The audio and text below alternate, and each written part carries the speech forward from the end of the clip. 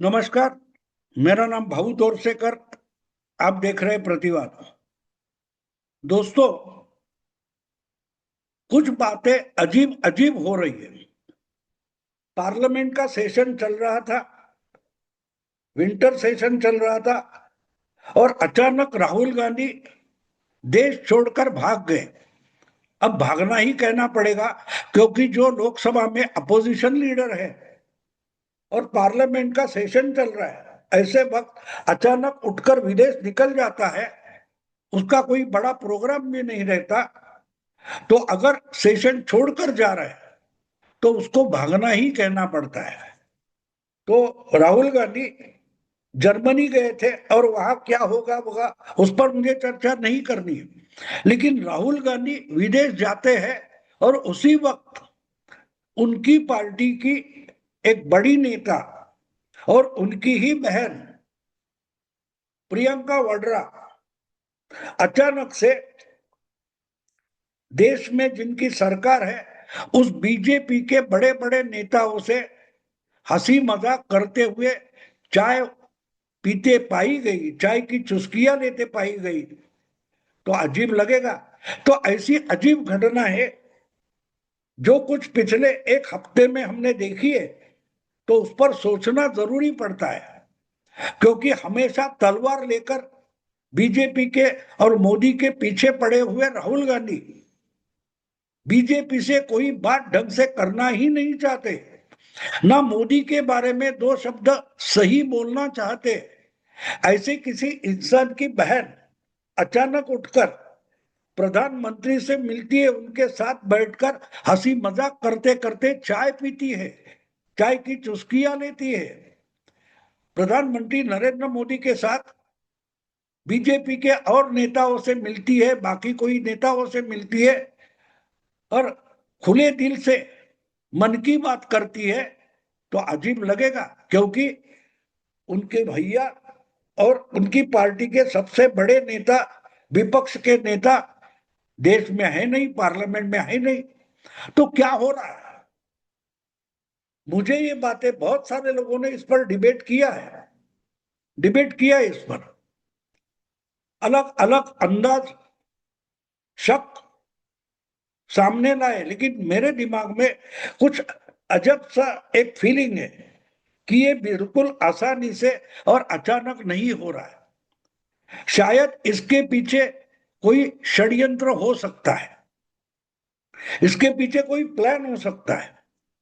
आपको मालूम है कि पिछले 20-21 साल से राहुल गांधी कांग्रेस पार्टी में आकर एमपी बने, उनको सेक्रेटरी बनाया गया, फिर वाइस प्रेसिडेंट पार्टी का बनाया गया, फिर 2014, 2019 और 2024 तीन लोकसभा चुनाव राहुल गांधी की नेतृत्व में कांग्रेस ने लड़े और बुरी तरह से हार गए। इसके बावजूद राहुल गांधी कांग्रेस के नेता बने बैठे हैं और हर दिन हर पल कांग्रेस का जितना नुकसान कर सकते हैं उतना नुकसान करते चले आ रहे हैं। तो ऐसे में अगर बहुत सारे कांग्रेसी चिंता में हो गए, परेशान हो गए कि इस इंसान से हमारा छुटकारा कब होगा, हमारी पार्टी को राहुल गांधी से छुटकारा कब मिलेगा। आपको याद होगा 2014 का चुनाव, जब प्रधानमंत्री नरेंद्र मोदी पहली बार लड़ रहे थे, उनके नेतृत्व में भारतीय जनता पार्टी और एनडीए गठबंधन लड़ रहा था। उस वक्त नरेंद्र मोदी ने एक घोषणा की थी कि बस एक धक्का अच्छा दे दो मतदाताओं, एक धक्का अच्छा दे दो, ताकि हमारा देश कांग्रेस मुक्त हो जाए।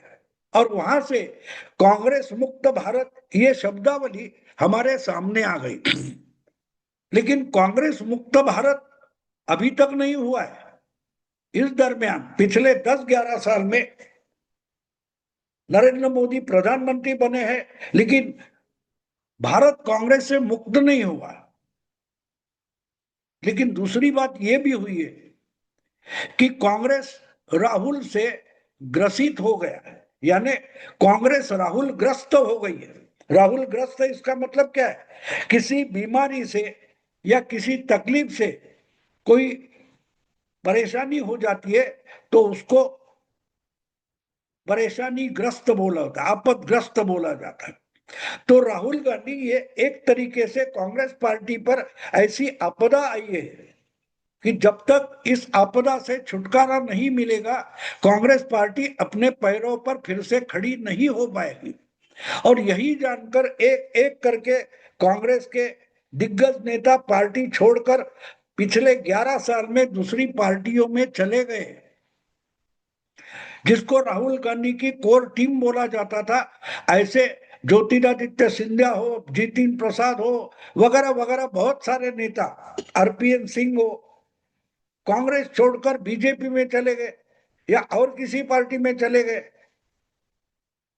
तो एक तरीके से कांग्रेस, अभी अभी की बात है, बिहार विधानसभा चुनाव होने के बाद बिहार के एक बड़े बुजुर्ग कांग्रेस नेता शकील अहमद, उन्होंने वोटिंग खत्म होते होते मतगणना से पहले पार्टी से त्याग पत्र दे दिया, और वो आजकल खुले आम राहुल गांधी के खिलाफ इंटरव्यू देते हुए घूम रहे। आपको याद होगा तो 2019 के चुनाव खत्म होने के बाद कम से कम 2 साल हो गए और राहुल गांधी ने अध्यक्ष पद से इस्तीफा दिया था और सोनिया गांधी टेम्पररी अध्यक्ष बनी थी, और कांग्रेस को अध्यक्ष ही नहीं था, फुल टाइम अध्यक्ष नहीं था।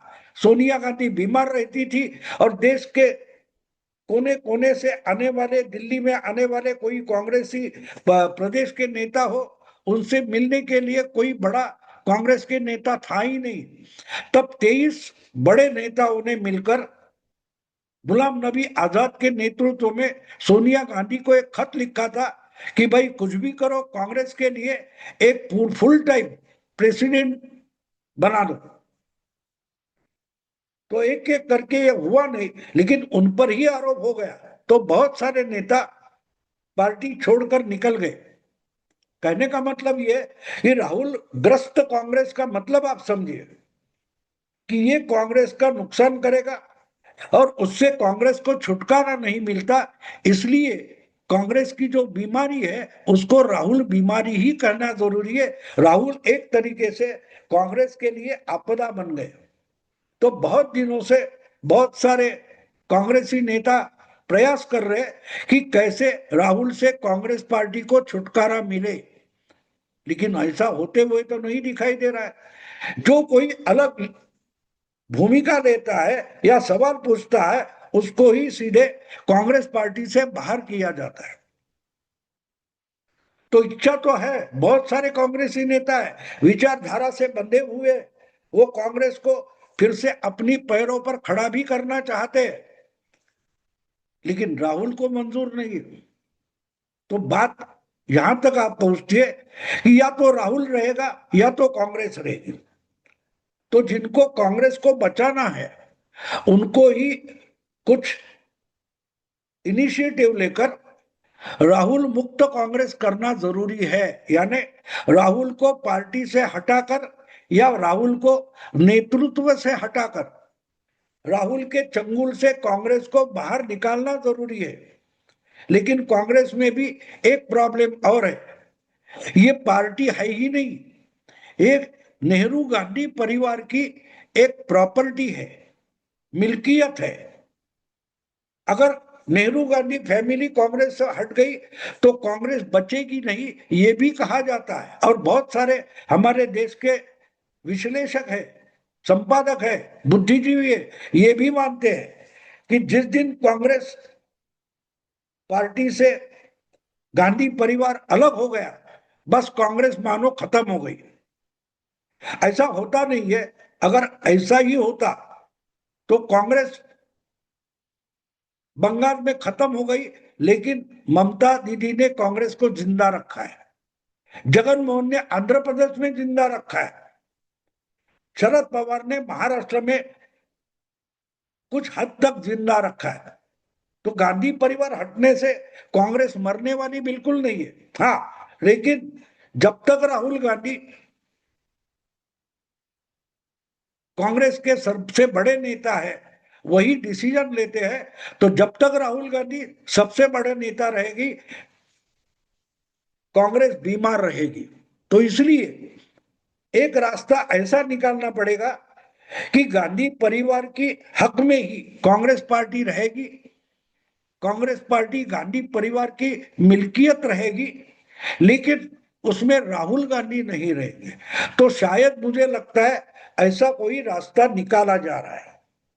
इसके लिए कुछ प्लान बना है और उसी प्लान के तहत शायद राहुल की ही बहन, छोटी बहन, जो वायनाड से सांसद बनी है और जनरल इलेक्शन में नहीं बनी है, राहुल गांधी दो जगह से चुनकर आए, तो उन्होंने रायबरेली का चुनाव क्षेत्र रखा और वायनाड का छोड़ दिया। तो वहां से फैमिली के कब्जे में वायनाड रहे, इसलिए प्रियंका वाड्रा को वायनाड से टिकट दिया गया था और वो बाइपोल में चुनकर आ गई। अब बात यह है कि जिस ढंग से पार्लियामेंट में प्रियंका वाड्रा का परफॉर्मेंस है वो राहुल गांधी से 100 गुना अच्छा है। जिस ढंग से राहुल गांधी बचकानी हरकतें करते, प्रियंका वाड्रा उतनी बचकानी हरकतें नहीं करती। ठीक है, अच्छी ओरेटर नहीं होगी, अच्छी वक्ता नहीं होगी, लेकिन जिस ढंग से वो मुद्दे उठाती है, भाषण करती है, कम से कम उनको नेता कहने में कोई किसी को हर्ज नहीं होना चाहिए, किसी की तकरार नहीं होनी चाहिए। दूसरी बात यह है कि अपोजिशन लीडर जो होता है वो लोकसभा में, राज्यसभा में कितना भी सरकार के खिलाफ बोले, लेकिन हाउस के बाहर और जहां जॉइंट प्रोग्राम होते वहां सरकार के साथ भी अच्छे ताल्लुकात रखे, अच्छे संबंध रखे। राहुल गांधी तो हमेशा तलवार लेकर खड़े हो जाते हैं। तो राहुल गांधी से भी अच्छी विपक्ष की नेता प्रियंका वाड्रा हो सकती है, ये दिखाने की कोशिश राहुल की ही बहना कर रही है क्या? ये मेरे दिमाग में पैदा हुआ एक शक है कि क्या जानबूझकर राहुल गांधी भारत में नहीं है, पार्लियामेंट में नहीं है, वही समय और वही मुहूर्त लेकर पार्लियामेंट सेशन का समाप्ति पर जो चाय पानी का समारोह होता है उसमें अचानक से प्रियंका वाड्रा पहुंच गई और सिर्फ चाय लेकर निकली नहीं, वहां बैठकर उन्होंने प्रधानमंत्री नरेंद्र मोदी, सुरक्षा मंत्री, रक्षा मंत्री राजनाथ और बाकी सारे नेताओं से गप्पे किए, हंसी मजाक हुई। परिवहन मंत्री जो है नितिन गडकरी, उनके केबिन में जाकर, उनके ऑफिस में जाकर उनसे बात की, अपने काम उनको बताए और करके लिए। एक तरीके से जो खाई सत्ता वाली पार्टी और कांग्रेस में बनी है, वो खाई भरने की कोशिश प्रियंका ने पिछले 2-3 दिनों में की है। ये इसमें एक सिग्नल दिखाई देता है कि कांग्रेस के बहुत सारे एमपी और नेताओं को एक तरीके से प्रियंका वाड्रा दिखाना चाहती है कि मैं राहुल से, मेरे भैया से भी अच्छी अपोजिशन लीडर हो सकती हूं, मैं अच्छी एलओपी हो सकती हूं। और जो अच्छा एलओपी होता है वो सरकार को घेरता भी है, लेकिन बहुत सारे काम सरकार से निकलवाता भी है। और जब कांग्रेस के 90 से ज्यादा, 99 वगैरह एमपीज है, उनके चुनाव क्षेत्र में बहुत सारे काम होते हैं। अगर सरकार से उनके रिलेशन, रिश्ते अच्छे रहे तो वो काम भी अपोजिशन में रहते हुए हो सकता है। और अगर होता है तो वो एमपी अपोजिशन का होगा, कांग्रेस का होगा, लेकिन उसको फिर से वहां से चुनकर आना आसान हो जाता है। और इसके लिए अच्छे रिश्ते रखने वाला नेता विपक्ष जरूरी होता है, और वो राहुल गांधी है नहीं, प्रियंका वाड्रा हो सकती है, बन सकती है। ये दिखाने की कोशिश क्या प्रियंका वाड्रा कर रही है? मेरे मन में जो शक है वो मैंने आपके सामने रखा। ये प्लान है, ये षड्यंत्र है, या राहुल मुक्त कांग्रेस पार्टी करने की ये शुरुआत है? आप भी सोचे। मैं अभी रुकता हूं। अगर वीडियो पसंद है तो लाइक कीजिए, शेयर कीजिए और प्रतिवाद को सब्सक्राइब कीजिए। नमस्कार।